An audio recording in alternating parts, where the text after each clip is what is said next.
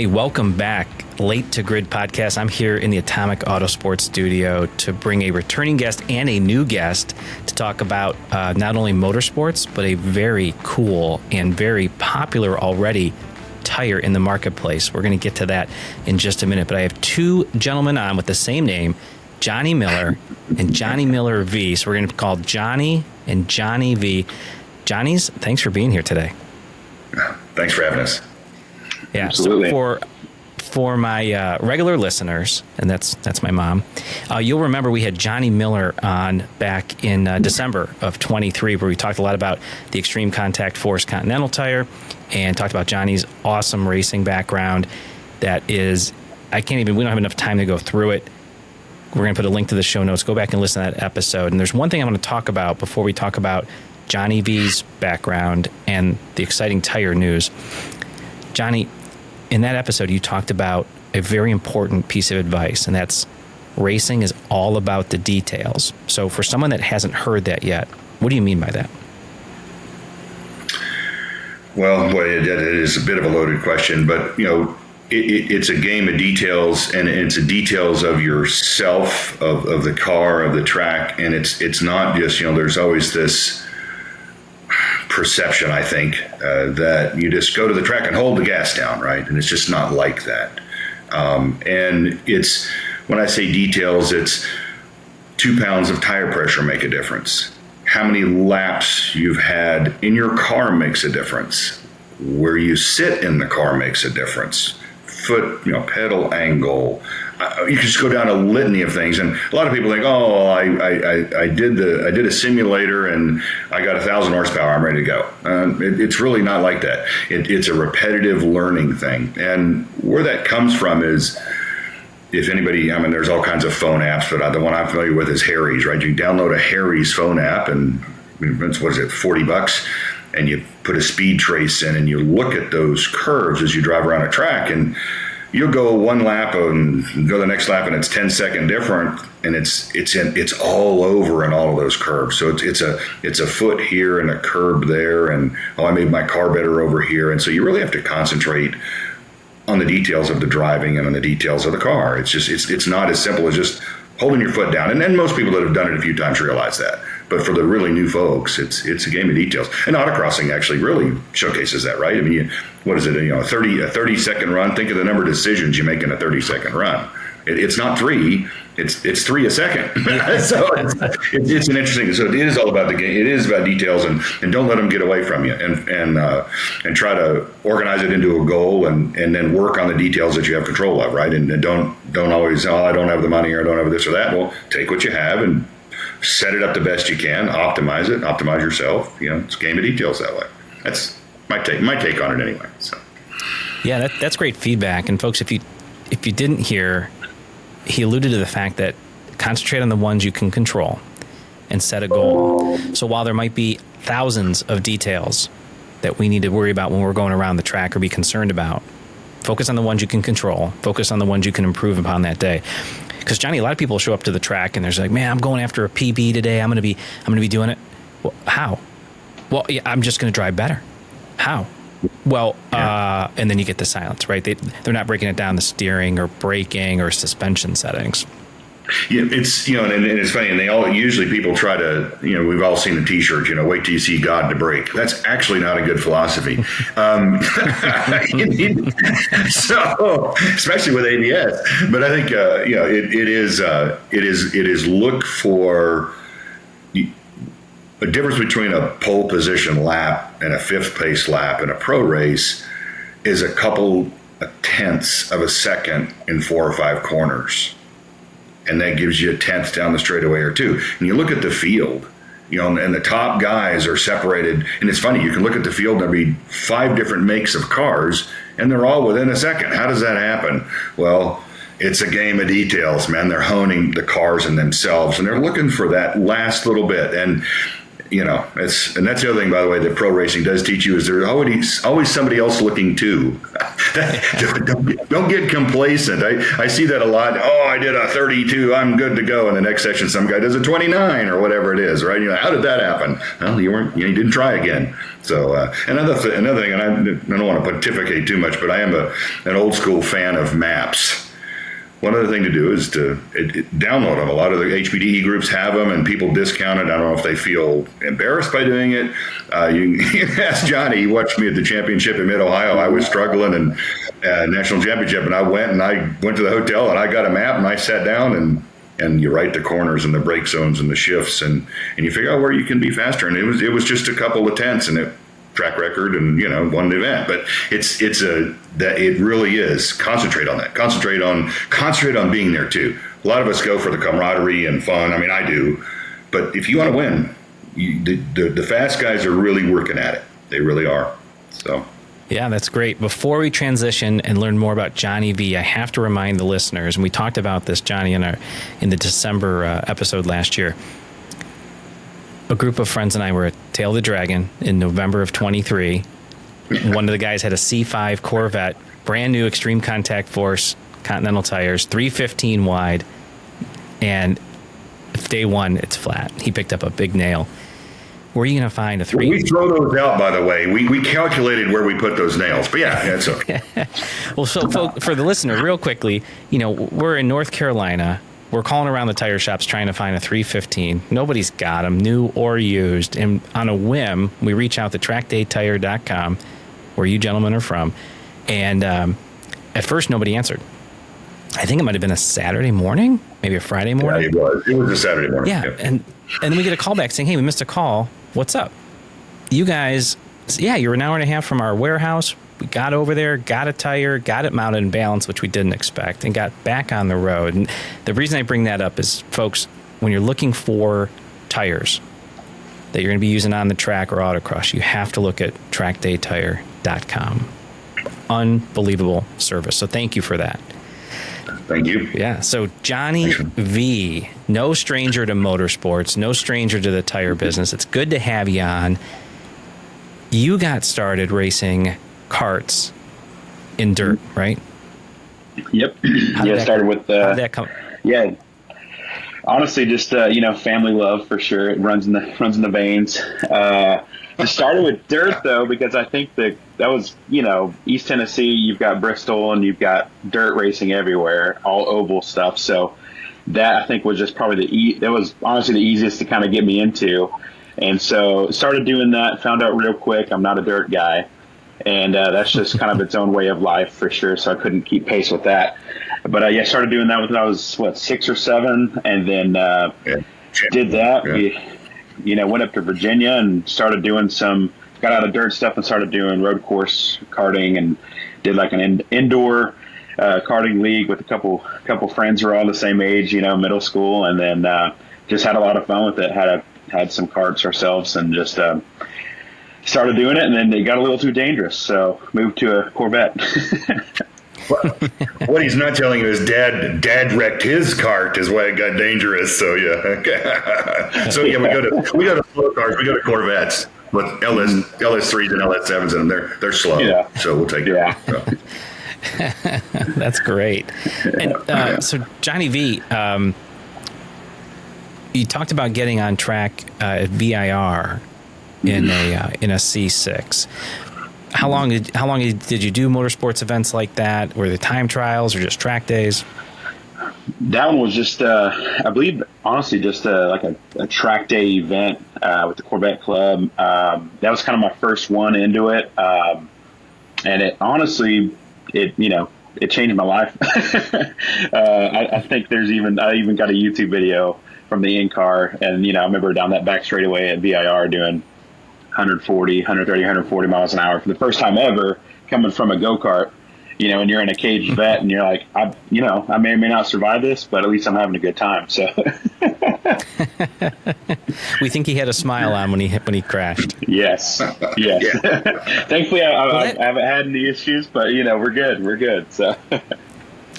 Well, so the caged vet is much different than a regular vet. What kind of car was this? Now I think about it. It was a Phoenix T1. It was a T1 car. It was a T1 C6 T1 car. Yep. So, yeah, he was an HPDE 1 with Hoosier A6s on a Phoenix built LS2 T1 car. Sure, let's just roll up in that. Let's just roll up, man. We're gonna roll up. All right. Did you bring the whole pit crew too? I was there. Yeah.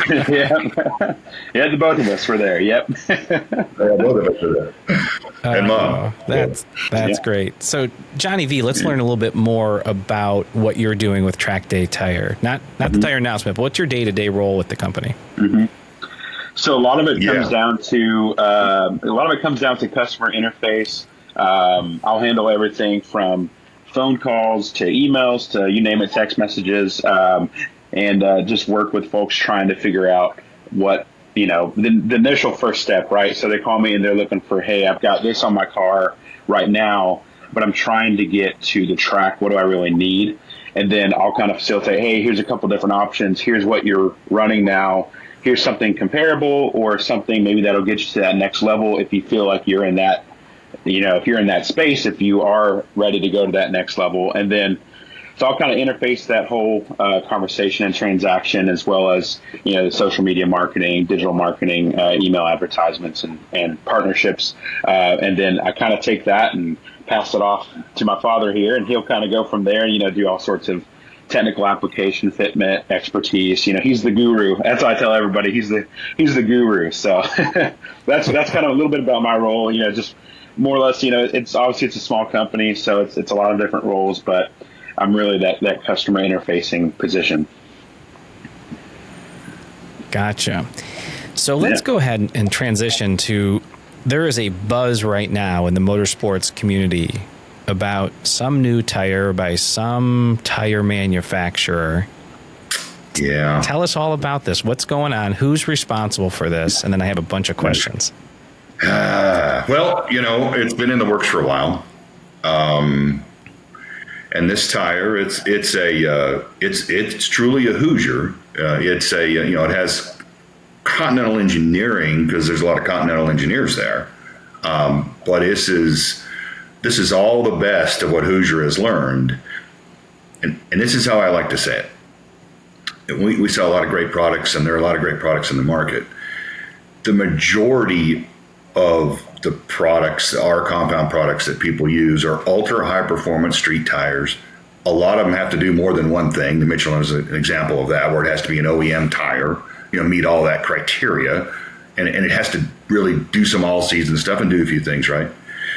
Hoosier is a racing tire company. It's all that's what they do. Okay, and so they build race tires and then sort of pull them into this is going to be a street tire, and so they did that on steroids. This is a ground up redesign. This is not an R7 with tread. This is it's new construction, new material, and depending on the competitor, it can be 6 or 7 pounds lighter in any given size.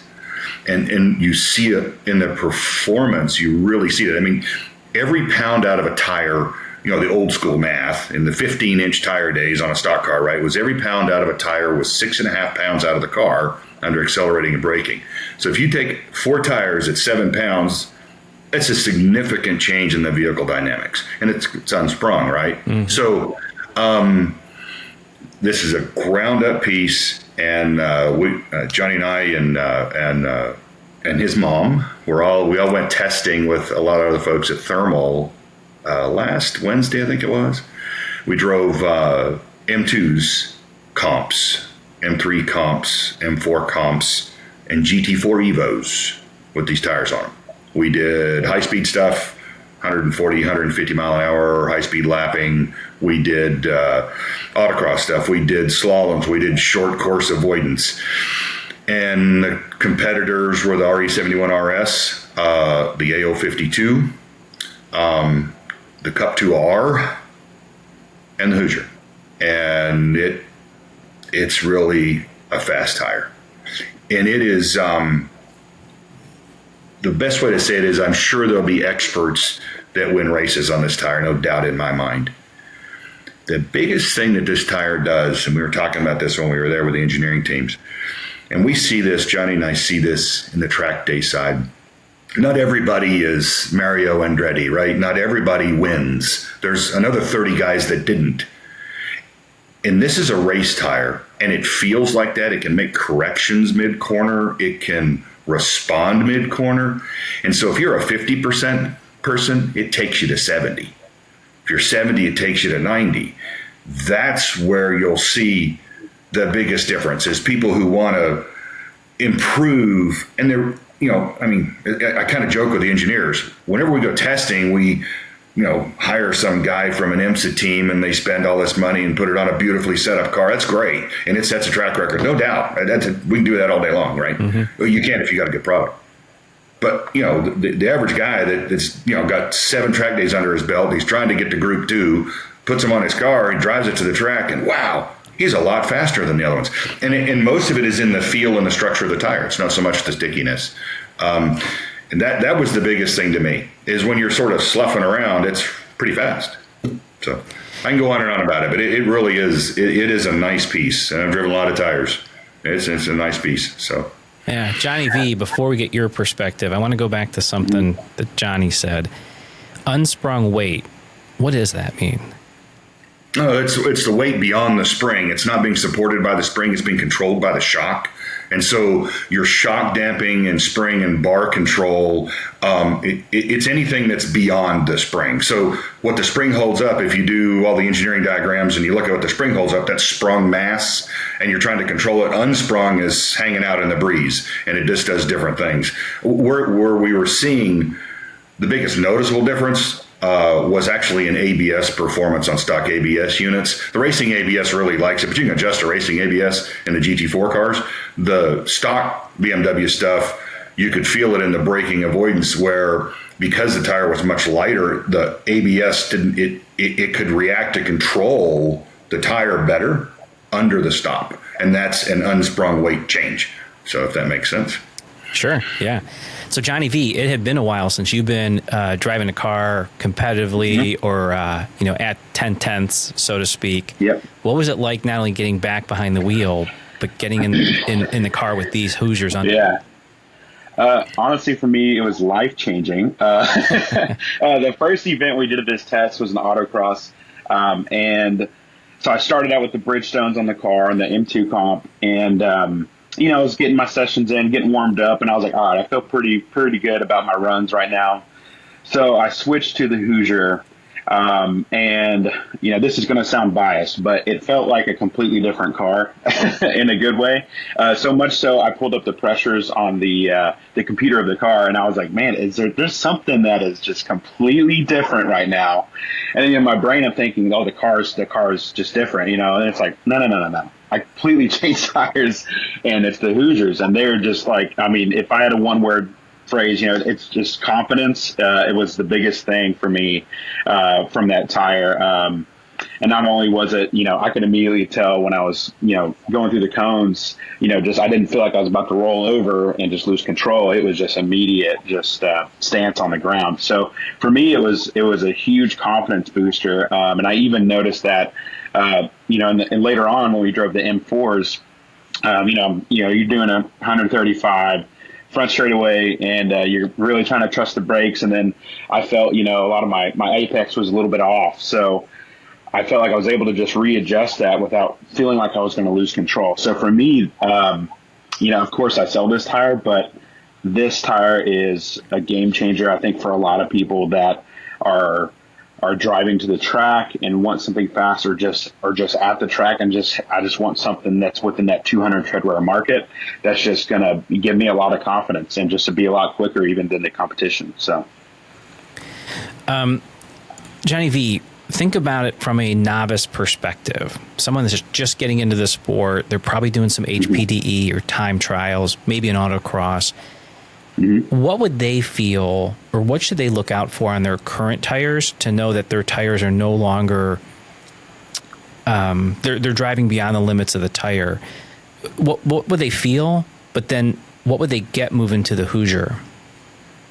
I think a lot of it is again, I kind of wrap it up with confidence kind of thing. I think if you're maybe pushing towards the edge of your current setup or your current tires, you'll start to find that you're pushing more throughout the corners. Maybe you're rolling into things a little bit more. Maybe you're letting off. Maybe you're just not being as confident as a driver because you're being limited by what's left or what your capabilities are for the tire that you have.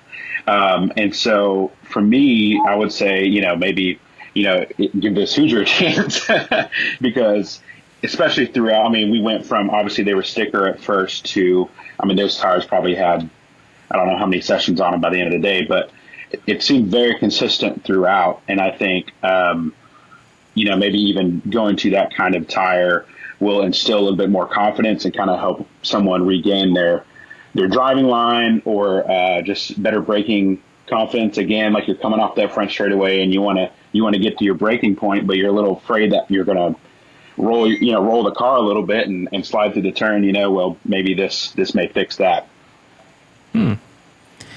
Had either of you been to Thermal before? No, it's private. Yeah. IndyCar does a test session there. That's the only pictures I've seen. What was it like rolling in there? It's beautiful. Yeah. Well, BMW has a school there, and that's what the test was based around. But they have their GT4 experience there, so they had a dozen new 2024, 2025. Everything was 2024, 2025 cars. And so those cars were full on Motec, paddle shift, fully caged, had air conditioning. Because, what we may have left out a little bit, it was 97, I think. Oh, yeah, almost 100 degrees, yeah. Yeah, and it was 97 at like 10 a.m. So you got to kind of put that in perspective. We're out here saying these are fantastic, and it had been 100 degrees in the sun all day on these cars. And so, yeah, it was, but Thermal is a beautiful place, and it was a great place for a test. And it was enough that, different courses, and so it was really enjoyable. So I think beating brand new BMWs to death with the air conditioning on. What more could you ask? Well, I think for me, the biggest thing too was we went from one session just driving the M4 comp street car. We went from one session doing that, pushing it to the limit around the track. And then the very next session we did 20 minutes later was in the GT4 M4 with the same exact tires. And you're pushing this car now to a new limit, and you're, suited up, Hans helmet. It's a whole new world. For me especially, I'm not used to that. So it was definitely out of my element, but I did not feel like I one time lost confidence in where I was going and the grip and my turn in and my braking. That's what was, I think, the most shocking to me was no matter what car we ran that tire on, it was the same level of confidence for me. And, I think a lot of people experienced the same exact thing. And definitely from what we heard from other participants, it was very mutual. And we weren't kissing butt to anybody. It was a genuine response. That sounds like what I would classify as a good day at work. Yes. No spreadsheets that day. No, you're hanging out at an automotive country club. You're surrounded with brand new BMWs, some of the best tire people in the world. That's a good day at work. Good. BMWs as far as you can see, man. Just beating them to death. They break one, roll another one out. So I think they all had less than 3,000 or 4,000 miles on them. So that was fun. So pick a color. So nice. So let's talk about who this tire is for and who it's not for. So where do you see the biggest application, the biggest buyer that's going to put these on their car? We see that in all levels, I think, of the HPDE ranks. The people who trailer may run them just for life, and life predictability, drivability, because it really is a fabulous tire. But where you'll see it is, they're kind of headed towards group 1 and 2, as I would call it. You go buy a new Mustang, Camaro, BMW, Porsche, whatever, and those cars are phenomenal, right? And they're headed towards that market where you can put these on, drive it to the track, go really fast. It's not an R7. It's pretty close, okay? And drive it home. And so from a fun perspective, and you've been to the track, Bill, you're not unloading and loading. You're not changing tires. You're not. It's a lot of fun with your street car, and there's a lot of folks out there. I mean, the track day world is the tracks are all booked, right? Mm-hmm. So they're full, and you'll see a lot of it in Treadwear 200 stuff. We've seen WIL guys and people buying them already, right? And because they're going to be fast, so you're going to see a lot of race cars running them. That's really kind of a given with a Hoosier. But what you're also going to see is the ability to drive the track, drive confidently and fast, and drive home. Because you can't do that on a slick, and this is about as close as it gets. That's really the answer, right? So that's what it was built for. Now it is currently this tire is at 5.3 30 seconds, so that is not legal for SCCA for autocrossing. And so there's a lot of ongoing discussions about that, both at Hoosier and at SCCA. I don't know the answer. We don't work for either camp, right? But I would expect, something to change there in one direction or the other.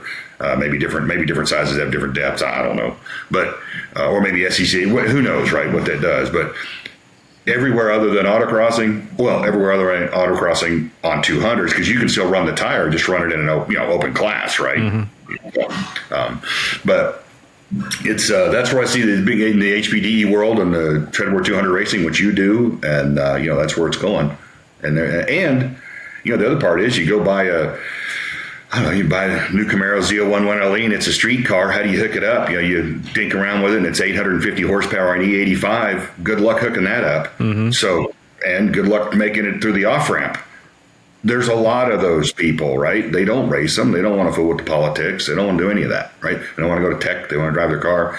These will be fabulous for that. And so this is truly designed to go into those markets and be sold as a street tire. Just like the competitors we tested against, the Cup 2R and the Bridgestone and the Yoko. Mm-hmm. So, in terms of this is a recent launch and availability, I saw on your website that you have a lot in stock already, but a lot of size is coming. And it looks like by the end of 2024, everything from the 15s to was 19 the biggest? No, they're going to go. So there's 3 stages. We didn't put the 3rd stage on, and it'll be late 25. We're going to be more defined in the dates. They'll go into 21s, GT3 RS, and big sidewall stuff. So you'll see all the way from 15 to 21s, and be able to hit most all applications. I don't have the total in front of me. I want to say it's 66 or something like that sizes. It's a significant number. So that's a lot. It's a lot. It's a lot of SKUs, and you'll see a pretty good fill here by race season 25. March. Mm-hmm. Be able to get the big rear stuff. That's a big one. 330. For good guys cars and that kind of stuff. 335, 3018, that kind of thing. Yeah. But folks could go today to trackdaytire.com and see what you do have available, right? Well, and everything that Hoosier has built, we have them. That's pretty much I'll just say this, we're one of the largest Hoosier warehouses in the country. And so pretty much everything Hoosier builds in circuit racing, we have. Pretty much. If it's any level of popularity, we'll have multiples. And so we got a lot of these and sold a lot. I mean, a lot of people took them, first day. It was amazing. We were air freighting them around the country. While we were out there driving. Literally. They would get an email and they'd go, so it was one of those deals. So we were working a little bit, Bill. Come on. No, you guys are always on top of it. No doubt about it. I do want to talk a little bit more about trackdaytire.com, but before we do, is there anything else we need to talk about the Hoosier Track Attack Tire?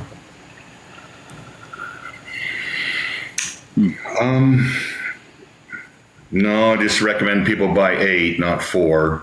It's always better. I know.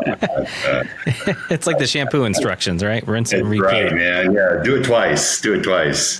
I don't know, Johnny. You feel free to add anything you want. I think just a cool key factor that a lot of people don't really know, or maybe kind of overlooked in some of the marketing material, is its weight. They say, in the marketing material, featherweight tire, like very light, but we've heard different numbers. There's the marketing numbers that are like 14 to 26% lighter than the competition. And then we've heard weights, 4 to 6 pounds less. That's pretty significant, I think. And just something cool to know, this tire is a lot lighter than the competition. And that's really where you're seeing a lot of that, how it's so nimble and able to be, just accumulate grip pretty well and pretty fast for a 200 treadwear tire. So, because, there's a huge difference between that and the ECF, an endurance style 200 treadwear tire. That tire, can get up to temp and last a long time. This tire will get up to temp a little bit quicker, maybe not last as long and be a little bit quicker than the ECF. But a lot of that, that weight interchange is just a pretty big deal that I think is very unique, and definitely derivative to Hoosier's longtime history of racing tires. I mean, they obviously know what they're doing, and I just think that's something that's really unique and cool. So, yeah. So you mentioned endurance racing. Do you think, and then we might not have all the data yet, but a lot of series, 200 treadwear tire, do you think this new Hoosier, could last a race weekend, 8 hours Saturday, 8 hours Sunday, without changing? Well, we don't have that data yet. There's a depth difference. I can tell you this, you probably won't care because it'll be so fast. That's a good point. That's right. That's kind of what we tell people. We tell them that, used to tell them that on the A7s. They'll say, well, the A7s don't last a long time. We go, yeah, put them on and give us a call, and they'll call you next week. Can I get 2 sets of those? Yeah, so it's kind of, it's a little bit, it's kind of funny because you asked in your email, kind of some of the strangest requests we have, and that sort of leads from that topic right there. One of the strangest ones we have is people will put different brands of tires on a different end of the car for a cost savings. And Johnny gets all these now, but when I was getting them, so you take an $80,000 car, you're going to spend $500 in gas, and you're going to go run it, and you're going to save $164 to imbalance your car and make it drive bad. It doesn't make any sense. The tires are huge. Put good tires on the car, put good brake pads on the car, and get some seat time. Everything else, everybody works on horsepower, and it's neat. I'm telling you, it's neat, but you know this, Bill. If you're sitting there and your foot's not on the gas, it doesn't matter how much horsepower you have. You got to have your foot on the throttle, man. You got to be driving the car. So you have to have grip, got to have brakes, you have to have confidence, got to know the track, that kind of thing. And so that, for us, it's kind of if it's a cost thing, look at the return or as they would say, is the juice worth the squeeze, right? Look at the return is what you get. So, and yeah, we're tire salesmen, but really not. It's more than that. No. It's real. So let's talk about trackdaytire.com. So we've been using trackdaytire.com a few years now to get tires for the race team, directing people there. The feedback I get all the time is easy to use website, easy to do the whole checkout process, and then the tires show up very quickly. You guys focus. Hey. Yeah, right? That's extra. Yeah. Okay. But the cool thing is most of the times they show up in a box with a sticker. And at Atomic Autosports, when we have clients that ship them there so we can install them, but my guys will always say, it's so nice they come in a box, because they're not bound together, holding the sidewalls down, which then makes it difficult to get them to bead.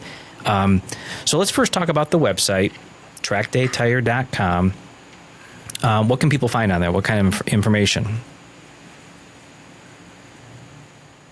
Yeah, I mean, everything from, I'll take that. Yeah, I mean, everything from, obviously which tire you're looking for, everything from, information about like the new Track Attack or the ECF tire, links to partners, let's see, different, really just, I guess, products and availability, and then just news sections about products, and then, hopefully a seamless experience with with purchasing. Right.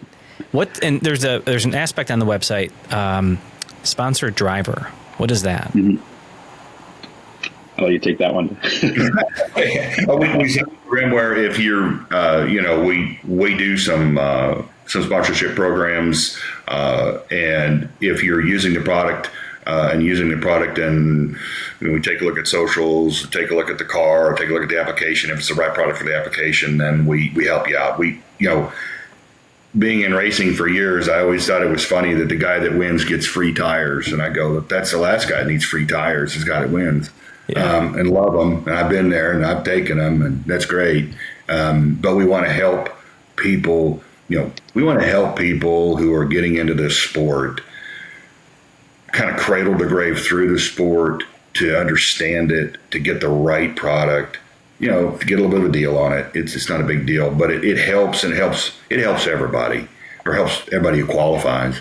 And it's not a hard thing to do, but we just believe in kind of spreading the wealth and being supportive, right? And a lot of that is, we're not really looking for people to run A7s on the street, that kind of thing, right? So some of that is just really to give guidance. Now, the Track Attack's going to be different because it is a street tire, and the ECF is a little different. But the impetus behind a lot of that is to understand and to build a relationship, to give people the right product. We're not trying to compete selling light truck tires. We're not in the passenger tire business. We're not going to compete with the tire shop down the street. It's not our job. What we're trying to do is provide a service and expertise in basically the R compound market.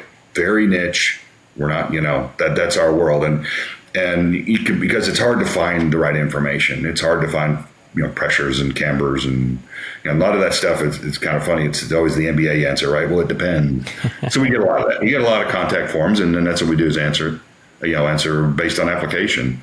But what are you doing? Different people do different things. And you have a person that's a group one person who's learning.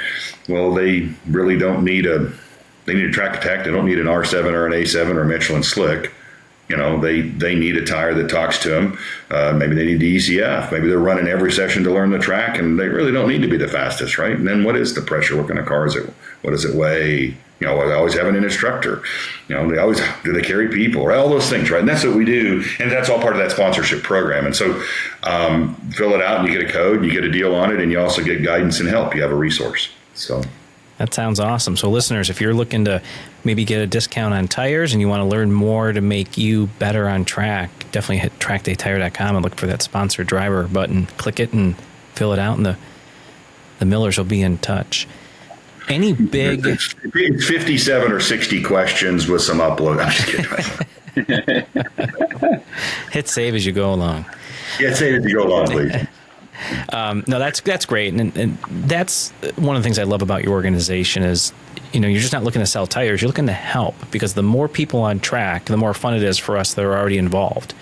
Right? We just don't want to go out and take a podium because nobody else showed up. We want to be there. Well, and you look at it, you look at the sport, right? And it is growing. This is the one part that is growing. And there's only so many race cars in the world, right? But, the Chevy dealer and the Ford dealer, the Toyota, they're all making race cars every day. When you look at them, and back in, quote, I'll date myself, back in my day, you couldn't do that. You couldn't go buy a 78 Camaro and take it to the track unless you want to put a motor in it.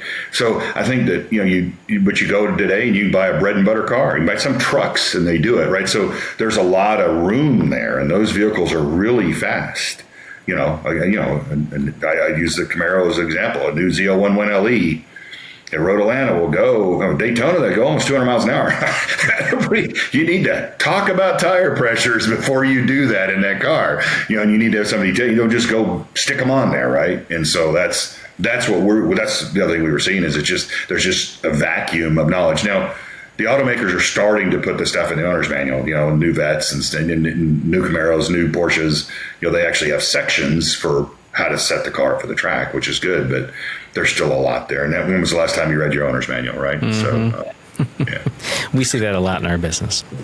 I bet you do. Yeah, just check your owner's manual. Answer that question for you. They told you to do it 3 years ago. Yeah. So, yeah. Any other than having the Hoosier in stock and available, any big changes for trackdaytire.com coming up? Go ahead, Johnny. If you want to get that one if you want.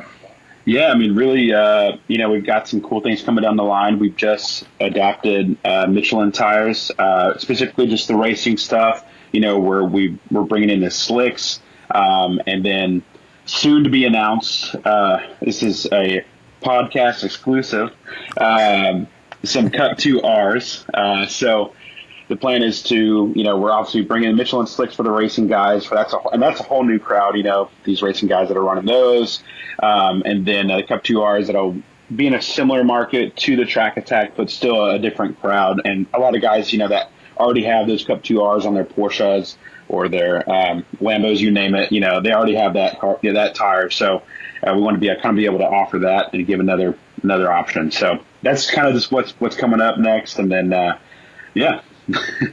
That's exciting for sure. Yeah. You heard it here first, folks. Will you guys be at PRI? Mm-hmm. We will be. All right, good. We'll definitely have to sync up and meet there. And I'm sure the Hoosier booth is going to be packed. Yes. Yes. This guy really is the deal. That's it awesome. Really is the deal. So as we begin to wrap up here, how do folks get in touch with you? How do they follow you on the socials? Where do they go for all that stuff? Yeah, the best way, they can obviously head to our site, see our connections there through our social channels. But of course, we're on Instagram as trackdatetire.com, Facebook as well, YouTube channel. But honestly, our main, our main mode of contact that we really love is, there's we have our cell phone numbers on the site as well as our email addresses. That's our best, quickest way to get in touch with us, other than like Instagram, which I'm on there 24/7 to talk. I mean, I'm literally doing that all day as well, just talking to people about fitment and redirecting for sizing. That's really the quickest way, is just to trackdatetire.com, and you'll find all the contact button there. And we just try to get back to you as soon as possible for sure. But that's what we want to do, is we want to have an open conversation and a relationship. Because we just want to make sure that the right tires are getting in the right hands and the right setup and fitment is occurring, and that way everyone can have a good track experience. Yeah. I'm going to offer some advice to the listeners. If you don't want to be late to grid, order your tires early from trackdatetire.com. They'll show up on time. You get them mounted and balanced. That's the best way not to be late to grid. And I want to end this on a question to Johnny. So for you folks that are watching, you're going to see that there's a trophy case behind him. Oh, boy. In that trophy case, which trophy are you most proud of and why?